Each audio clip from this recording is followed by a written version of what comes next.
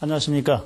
저는 중앙승가대학교 포교사회학과에 재직 중인 김응철입니다. 그리고 불교인재개발원 원장도 함께 역임하고 있습니다. 이 시간부터 오늘 시청자 여러분들과 함께 그 부처님 제자들의 포교 이야기라는 주제로 함께 말씀을 나누고자 합니다. 본래 부처님의 제자들은 대승불교권에서는 주로 10대 제자가 많이 알려져 있습니다. 그런데 이 대승불교, 북방불교에서 전승된 10대 제자 외에도 아함경이나 빨리에서 전승된 니까야에서는 여러분의 10대 제자의 이야기들을 우리가 발견할 수가 있습니다. 부처님께서는 수행자들을 위해서 그리고 제가불자들을 위해서 많은 제자들의 이야기를 언급을 하고 계신데요. 그 중에서 부처님의 10대 제자들이 비구 스님이 47분이 계시고 또 비구니 스님이 13분, 그리고 제가불자로서도 우바세, 남자 제가불자로 10분의 10대 제자를 언급하셨습니다. 그리고 또 여성 제가불자인 우바이에도 10분의 제자들이 있습니다. 이 시간을 통해서 그런 10대 제자들의 이야기를 한번 살펴보고 그 제자들의 활동을 통해서 부처님의 가르침이 어떻게 전승되고 또 어떻게 세상에 알려지게 됐는지, 그리고 또 오늘날에는 우리들이 어떤 가르침을 받들어서 또 어떻게 포교 활동을 해야 될지를 한번 살펴보는 시간을 갖고자 합니다. 그 첫 번째 시간으로 오늘은 안냐 꼰단냐를 비롯해서 오비구의 이야기를 좀 말씀드리고자 합니다. 우리가 경전에 보면은 부처님께서 가장 먼저 법을 설해 주신 5분의 비구 이야기를 알 수가 있습니다. 그 오비구는 어떤 분들일까? 부처님께서 카필라성을 떠나서 출가를 결심하셨고 또 고행을 시작하셨을 때 아버지였던 슈토다나 대왕은 매우 큰 걱정과 근심에 휩싸이게 됩니다.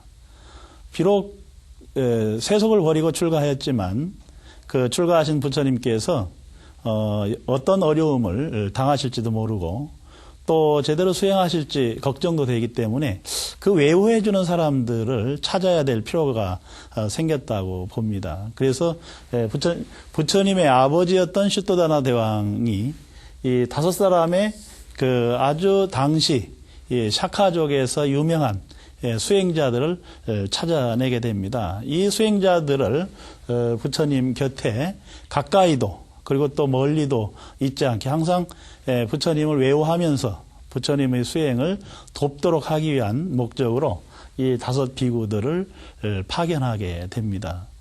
이 5 비구들은 히말라야 산에서 수행을 하고 있었고 또 아주 유명한 이 수행자들이었습니다. 그 5 비구의 이름은 이렇습니다.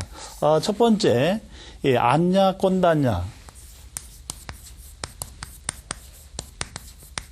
이 안냐 꼰단냐는 부처님의 제자들 중에서 가장 먼저 법에 눈을 뜬, 그리고 부처님의 제자들 중에서 가장 먼저 아라한이 되고 깨달은 제자였습니다. 그래서 이 안냐 꼰단냐는 부처님께서 구참제일 이렇게 말씀을 하셨습니다. 그리고 이제 두 번째 오비구에 해당되는 분이 바파라는 분이 계셨고, 그리고 세 번째가 밧디야, 그리고 네 번째가 마하나마입니다. 그리고 5번째 마지막 이 오비구에 해당되는 제자가 아사지라는 분이 계셨어요. 그래서 이 5분의 제자들은 부처님께서 29세에 출가하셔서 35세에 성도를 이루실 때까지 6년의 고행을 하시게 되는데 그 6년의 고행을 함께 하십니다.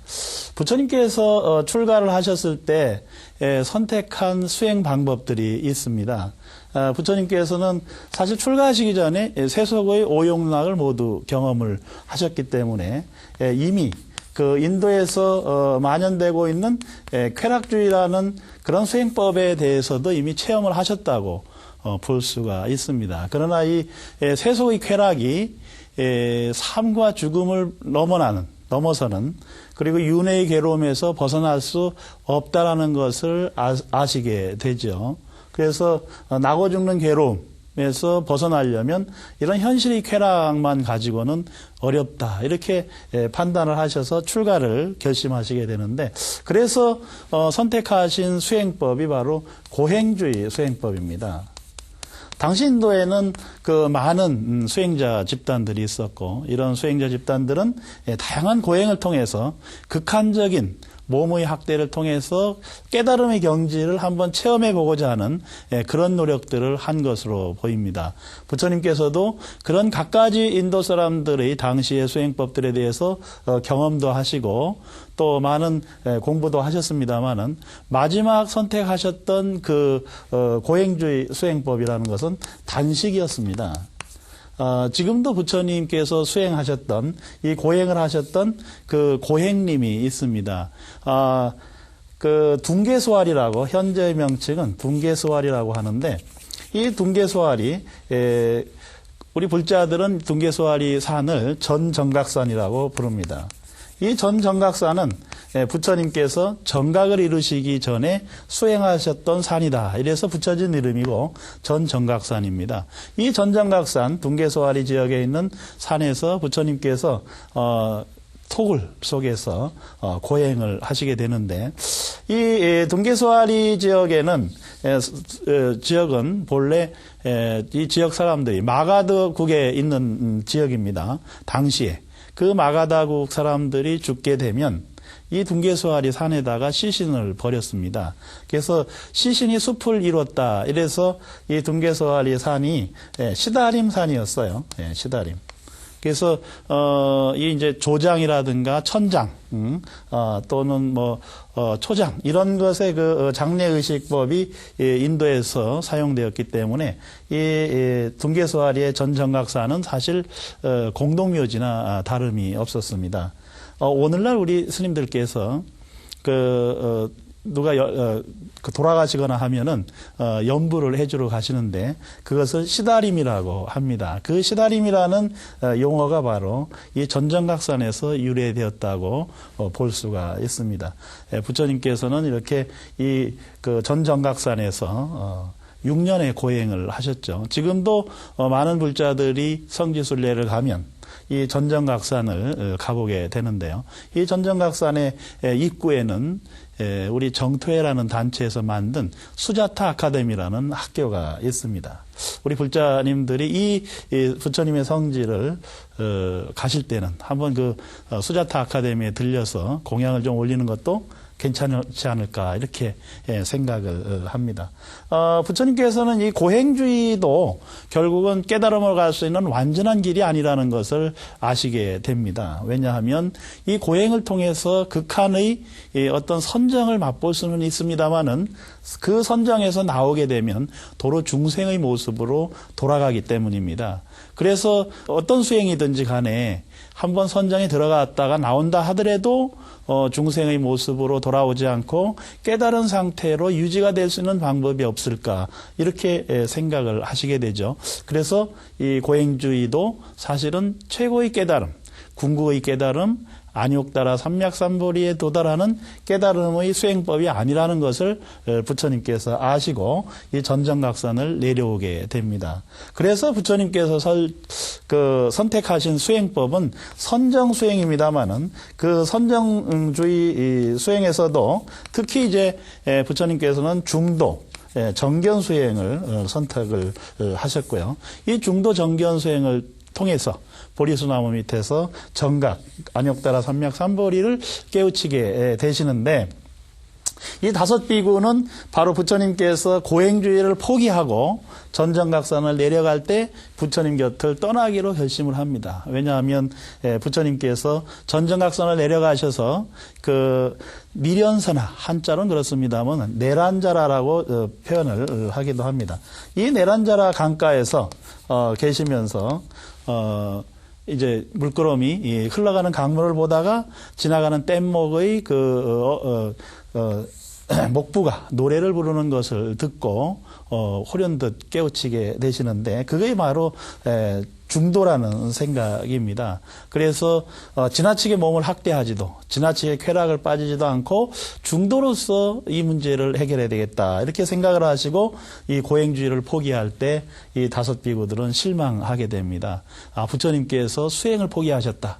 이제 더 이상 부처님을 모실 필요가 없겠다. 이렇게 생각을 하고 이분들은 초전 법륜지인 사르나트 노갸원으로 이동을 해서 독자적인 수행의 길을 가고자 결심을 합니다. 그러나 부처님께서는 보리수 밑에서 선정을 이루시고 나서 그리고 최초로 누구에게 법을 전할까 이렇게 고민을 하시게 됩니다. 그때 그 부처님께서 선정 수행을 하실 때 함께 수행을 논의했던 사람들이 몇 사람 있었어요. 알라라 까라마, 우따까 라마푸타 같은 선정주의 수행자들이 있었습니다만은 이런 사람들에게 먼저 법의 눈을 뜨도록 생각을 하셨는데 이 사람들은 이미 일주일 전 또는 하루 전에 이미 열반에 들었기 때문에 부처님의 법을 최초로 들을 수 있는 영광을 놓쳐버렸죠. 그래서 부처님께서 다음으로 생각하신 분들이 바로 이런 5비구에 해당되는 분들입니다. 이 5비구의 얘기, 우리가 무엇을 여기서 관심을 두어서 봐야 할까? 이 안나꼰단냐라는 사람에 좀 집중을 해볼 필요가 있습니다. 부처님의 제자 중에서 가장 먼저 법의 눈을 뜬 이 안나꼰단냐는 사실 대단한 집안의 아들이었어요. 이분의 아버지가 누구냐 하면 아시타라고 하는 선인이었습니다. 불교 공부를 조금만 해보신 분들은 경전에서 아시타 선인 이야기를 언뜻 지나가면서 볼 수가 있는데 아시타 선인은 부처님께서 태어나셨을 때 부처님의 관상을 보고 예언을 해주셨던 분입니다. 부처님께서 만약 세속에서 왕이 된다면 전륜성왕이 되고 그리고 부처님께서 출가를 하신다면 완전한 법을 깨달은 붓다가 될 것이다. 이렇게 예언을 해준 아시타 선인이 바로 안나꼰단냐의 아버지라는 사실입니다. 그리고 이 아시타 선인은 히말라야에서 수행을 하면서 샤카족 중에서는 아주 우수한 뛰어난 수행자였고요. 이 아시타 선인의 아들이었던 안나꼰단냐 여동생이 있습니다. 그 여동생의 이름은 만따니라고 합니다. 이 만딴이라는 여동생의 이름까지 우리가 알 필요가 있겠습니까? 이런 생각을 할 수도 있는데 중요한 것은 이분의 아들입니다. 이분의 아들이 그 이름이 뿐나 만따니 푸따라고 합니다. 이 만따니 푸따는 이 뿐나 만따니 푸따는 사실 우리 북방불교에서는 누구로 잘 알려졌느냐 하면 부르나존자로 잘 알려져 있는 분입니다. 이 부르나존자의 이름이 빨리어 이름이 뿐나 만따니 푸따라고 하고 이 부르나존자는 뭐 잘 알다시피 설법 제일입니다. 부처님의 법을 일반 사람들에게 가장 잘 그리고 쉽게 풍부한 예화를 들어서 설명해 줄 수 있는 제자가 바로 이 부르나 존자죠. 그래서 그 아시타 선인과 또 안냐꼰단냐 그리고 이 부르나 존자, 뿐나 만따니 푸따 같은 이런 분들이 초기에 부처님의 제자로서 귀화하고 귀의하고 그리고 또 교화 활동을 하셨기 때문에 사실 부처님의 초기 교단, 우리 불교 교단이 자리를 잡는데 또 여러 지역으로 부처님의 법이 퍼져나가고 포교 성과를 거두는데 크게 일조한 분들이다 이렇게 생각을 합니다. 안냐꼰단냐 존자는 그 부처님께서 설법을 하셨을 때 그 법을 듣고 최초로 깨달으신 다음에 14년 동안 생전을 하게 됩니다. 그 14년간 샤카족을 교화하는데 집중적으로 노력을 하시죠. 그래서 많은 샤카족의 그 귀족이나 왕족들이 출가를 결심하게 될 때 이 꼰단냐 존자의 가르침을 듣게 됩니다. 사실 부처님께서는 샤카족을 그렇게 많이 방문하시 교화하시지 못했습니다. 쉿도다나 대왕이 서거하실 때 그리고 한 번 더 방문을 하시게 되는데 그 이외에는 사실 샤카족이라고 해서 특별히 더 관심을 기울여 주시지는 못했습니다. 왜냐하면 인도가 워낙 넓고 또 많은 지역에 중생교화를 하셔야 됐기 때문에 샤카족만을 집중적으로 설법하시지 못한 것, 교화하시지 못한 것은 너무나 당연한 일일 것입니다. 그럼에도 불구하고 많은 샤카족의 젊은이들이 또 그 수행의 길로 들어서게 된 것은 이 꼰다냐 존자나 부르나 존자와 같은 이런 그 제자들이 있어서 가능한 일이 아닌가 이렇게 생각을 해봅니다. 여하튼 이 안나 꼰다냐 우리들이 기억을 할 때 부처님의 가장 첫 번째 제자였고 그리고 부처님의 법을 깨우친 가장 첫 번째 제자라는 점에서 우리들이 한 번 더 생각을 해봐야 되지 않을까 이렇게 생각을 합니다. 부처님의 제자 중에서 이제 이 바파와 바띠아 존자의 이야기는 경전에 많이 등장하지 않습니다. 그래서 이 두 분이 부처님의 법을 듣고 어떻게 또 누구를 교화했는지에 대해서는 잘 알려져 있지 않습니다. 그러나 마하나마 존자의 이야기는 아주 중요한 이야기가 하나 있습니다. 마하나마라는 이름을 가진 부처님의 제자들은 여러분이 계십니다. 그런데 제가불자로서 샤카족의 마지막 왕이었던 마하나마라는 제자의 이름도 있고 대승불교에서 이 북방불교에서 전승된 경전에서는 아암경에서는 마하남이라고 한자로 번역을 하기도 하는데 이 마하나마 존자는 부처님 오비구 중에 한 분인 수행자 비구 스님이었어요. 이 마하나마 존자가 또 우리 불교 교단에 아주 중요한 일을 하나 하게 되는데 바로 이 마하나마 존자로부터 법을 듣고 깨우치고 또 제가불자로서 아주 큰 역할을 한 분이 찌따 장자라고 합니다. 이 찌따 장자는 부처님께서 제가불자의 표준과 척도다 이렇게 말씀하실 정도로 중요한 역할을 하신 분이죠. 이분은 이제 기원정사 근처에 계셨습니다만은 아주 대단한 그 법을 듣고 또 깨우친 제가불자의 상징이다 이렇게 얘기할 수 있고 이 찌따 장자가 제가불자로서는 설법제일입니다. 그래서 안바닷가 승원을 부처님께 기진을 하고 많은 수행자들이 수행하는 데 어려움이 없도록 도움을 주시면서도 부처님의 가르침을 많은 사람들에게 전파하고 또 법이 펼쳐지도록 노력하는데 게을리지 않았던 이 찌따 장자 그리고 같이 부처님의 제가불자의 표준과 척도로서 언급되고 있는 핫다카 장자도 같은 계열의 그 제가불자였다 이런 점에서 우리 많은 불자들이 관심을 갖고 이분들의 그 활동에 좀 관심을 기울여줘야 되지 않을까 이렇게 생각을 합니다. 아사지 존자는 오비구 중에서 가장 나이가 어리고 젊은 축에 속했습니다.